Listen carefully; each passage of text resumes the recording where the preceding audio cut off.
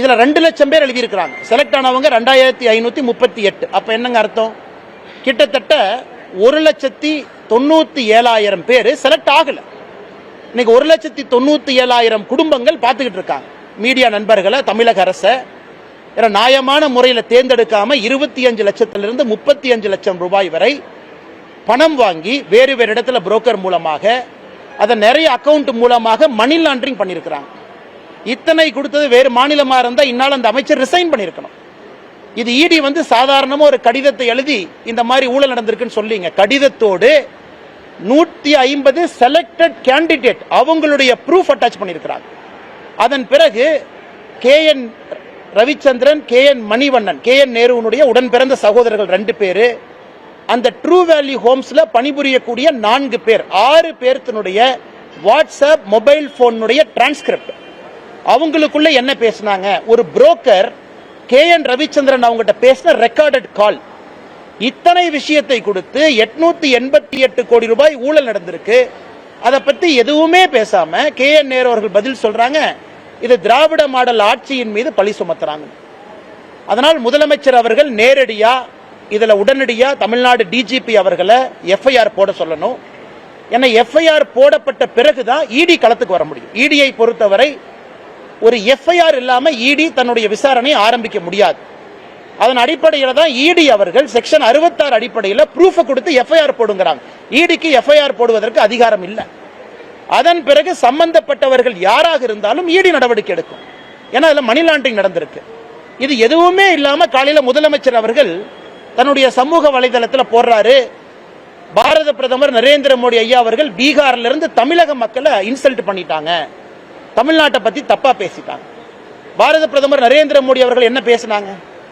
தமிழ்நாட்டில் வசிக்கக்கூடிய, தமிழ்நாட்டிலே வேலை பார்க்கக்கூடிய பீகாரை சேர்ந்த இங்கே வேலை பார்க்கக்கூடிய சொந்தங்கள் தமிழ்நாட்டினுடைய திராவிட முன்னேற்ற கழகம் DMK அப்படிங்கிற வார்த்தையை பயன்படுத்துறார். திராவிட முன்னேற்ற கழகம் கட்சியினுடைய தலைவர்கள் அவமானப்படுத்துறாங்க. இதுதான் பாரத பிரதமர் நரேந்திர மோடி அவர்கள் பீகார்ல தேர்தல் பிரச்சாரத்தின் போது சொன்ன வார்த்தை. இது DMK அவமானப்படுத்துறாங்கிற ப்ரூஃப் நம்முடைய சமூக வலைதளத்தில் அந்த வீடியோவை போட்டு ஹிந்தி சப்டைட்டில் போட்டிருக்கோம். நம்ம BJP தமிழ்நாடு, என்னுடைய சமூக வலைதளம், நம்முடைய நயினார் அண்ணன் எல்லாத்துலயும் நீங்க பார்க்கலாம். அதுல எப்படி தயாநிதி மாறன் அவர்கள் பீகாரில் இருந்து இங்கே பணிபுரியக்கூடியவங்கள மிக மோசமா பேசினாங்க. TRB ராஜா, திரு பொன்முடி, திரு ராசா, இவங்க எல்லாமே வேறு வேறு காலகட்டத்தில் பான்பராக்கு வாயன், டாய்லெட் கட்டுறவங்க. இதை பேசியதைத்தான் பாரத பிரதமர் நரேந்திர மோடி அவர்கள் தமிழகத்தில் பீகாரை சார்ந்த தொழிலாளிகளை திராவிட முன்னேற்ற கழகத்தினுடைய தலைவர்கள் அவமானப்படுத்தினாங்க.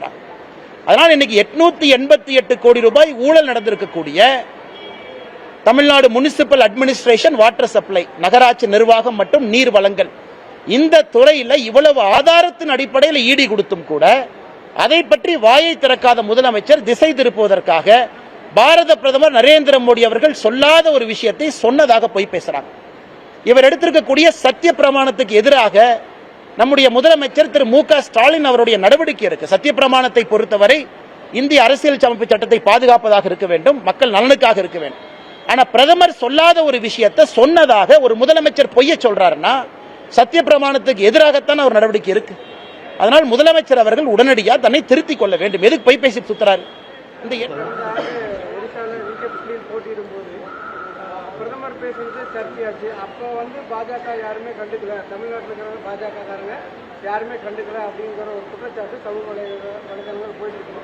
அதே சமயம் அமித்ஷா கூட பேசினாரு, ஒரு தமிழர் ஒரிசாவை ஆளலாமா அப்படிங்கிற மாதிரி பேசியிருந்தாரு. அண்ணா இன்னைக்கு இதே ஒரு சிம்பிள் கேள்விங்க, நியாயமான கேள்விதான் நீங்க கேட்கறீங்க. தமிழ்நாட்டிலே பிறந்து வளர்ந்திருக்கக்கூடிய நம்ம தமிழன் அப்படிங்கிற அடையாளத்தோடு சொல்றோம். என்னை பொறுத்தவரை எல்லோரும் தமிழர்கள் தான். யாராவது நார்த் இந்தியாவிலிருந்து வந்து தமிழ்நாட்டில் பிறந்து வளர்ந்து அவர்கள் தமிழ்நாட்டினுடைய வருகின்ற காலத்தில் முதலமைச்சர் ஆவதற்கு தகுதி இருக்கா அப்படிங்கிறத திராவிட முன்னேற்ற கழகம் தெளிவுபடுத்தணும். திராவிட முன்னேற்ற கழகத்திற்கு நாங்கள் வைக்கக்கூடிய சவால் என்னன்னா, தமிழ்நாட்டிலே பிறந்து வளர்ந்திருக்கக்கூடிய ஒருவர் அவங்களுடைய டெபினிஷன் ஆஃப் தமிழன் அப்படிங்கிறத தாண்டி இன்னைக்கு இருக்கிறவங்க தமிழ்நாட்டினுடைய முதலமைச்சராக வர முடியுமா அப்படிங்கறத திமுக சொல்லட்டும். இதைத்தான் ஒரிசால 2024 நடந்த சட்டமன்ற தேர்தலில் அவங்க பேசினாங்க. ஒரிசால யார் ஆள வேண்டும் என்பது அங்க இருக்கக்கூடிய அரசியல் கட்சிகள் அடிச்சுக்கிட்டாங்க. ஃபைனலா மக்கள் ஒரு தீர்ப்பு கொடுத்தாங்க. இதை பற்றி யார் விவாதம் வைத்தார்களோ பாரதிய ஜனதா கட்சிக்கு வாக்களித்து இன்னைக்கு கொண்டு வந்திருக்கிறாங்க ஆட்சிக்கு. இன்னைக்கு நம்முடைய முதலமைச்சர் அவர்கள் சொல்லி இருப்பது தமிழ்நாட்டு மக்களை மோடி அவமானப்படுத்திட்டார். அதைத்தான் நான் இங்கே நண்பர்களிடம் கேட்கின்றேன். என்ன அவமானப்படுத்துறார்? திராவிட முன்னேற்ற கழகம் செய்திருக்கக்கூடிய அட்டூழியத்தனமான வேலையை எடுத்து சொல்லியிருக்கிறாங்க. அதுவும் உங்களுக்கு தெரியும், அவ்வளவு ஃபுட்டேஜ் இருக்கு. திமுகவினுடைய அமைச்சர்கள், மூத்த தலைவர்கள் அசிங்கப்படுத்தியிருக்கிறாங்க. அதை கேள்வி கேட்டால் இவர்களுக்கு எது கோபம் வருது? பிரதமர் சொல்லாத ஒரு விஷயத்தை முதலமைச்சர் பொய் சொல்லலாமா? அவர் எடுத்திருக்கக்கூடிய சத்திய பிரமாணத்திற்கு எதிரானது என்பதை நாம் கேள்வி கேட்கின்றோம். அண்ணா, ரெண்டாவது ஒரு கேள்வி கேட்டீங்கன்னா சாரிங்கண்ணா. மோடி வந்து ஜெகநாதர் கோயில் சாவி வந்து தமிழரோடு இருக்குது அப்படின்னு சொல்லியிருந்தாங்க. தமிழர்ல வந்து திருடர்களாக சித்தரிக்கிறாங்கன்னு சொல்லி ஒரு சர்ச்சை போச்சு. அந்த மாதிரி ஒரிசால யாரும் சொல்லவில்லை. அதை போன்று யாரும் அவமானப்படுத்தப்படவில்லை. ஒரிசாவிலே கேட்கப்பட்ட கேள்வி, ஒரியாவை ஆளுவதற்கு யாருக்கு தகுதி இருக்கிறது என்பதுதான் ஒரிசால கேட்கப்பட்ட கேள்வி. அதே கேள்வி இன்னைக்கு திமுக கேட்கிறாங்க. டெபினிஷன் கொடுக்கட்டும். அப்ப தமிழ்நாட்டில் இருக்குன்னா ஒரிசால இருக்குன்னு நான் ஒத்துக்கிறேன்.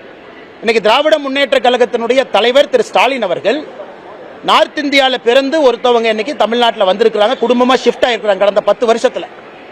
அவங்க 25 வருஷம் கழிச்சு தமிழ்நாட்டினுடைய முதலமைச்சராக வருவதற்கு தகுதி இருக்குன்னு ஸ்டாலின் ஐயா சொல்லட்டும். அவர் கேட்கக்கூடிய எந்த கேள்விக்கு நான் பதில் சொல்றேங்க.